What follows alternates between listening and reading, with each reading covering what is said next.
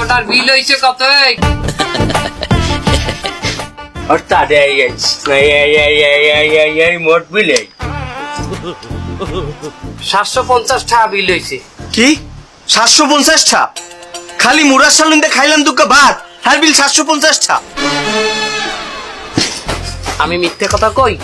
এডি কি ভূতে লেখকে দিয়ে গেছি? এখানে কি মিথ্যা শিখতে লেখা, এখানে বাংলা লেখা।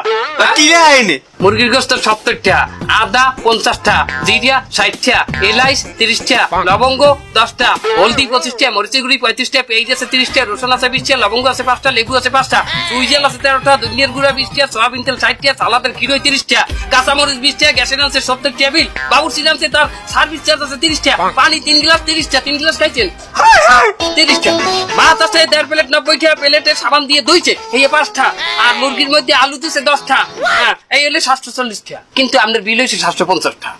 740 টাকা বুঝলাম, তার 10 টা আবার কি? এই যে দাঁতটা খুঁজতে আছেন ওইটার বিল আছে না, ওটা কি মাগনা দিয়ে গেছেন? আমার ভাই আনছে। মিয়া আপনি যেগুলোর বিল করছেন এর দাম কেউ লয়? কোনার বিল? এই যে আদা পেঁয়াজ রসুন হলুদ মরিচ। এগুলার বিল ধরুন না, তার কি আপনার কি কাঁচা মুরগি খাওয়াইছি? এগুলো দিয়ে মুরগা রাঁধছেন না? কোন শনিতে পাইছেন? আমি এই হোটেলে আইছি। ভাই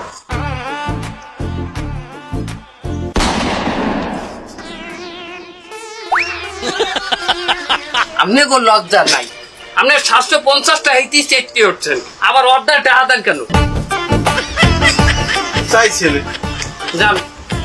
আর শোনেন, আমাদের হোটেলের তরফ থেকে আমার হোটেলে ভালো মন্দ কেউ খাইলে এটা আমরা একটা জিনিস ফ্রি দেই, টিস্যু।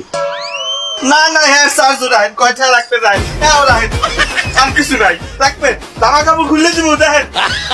না জামা কাপড় লাগবে না, যান।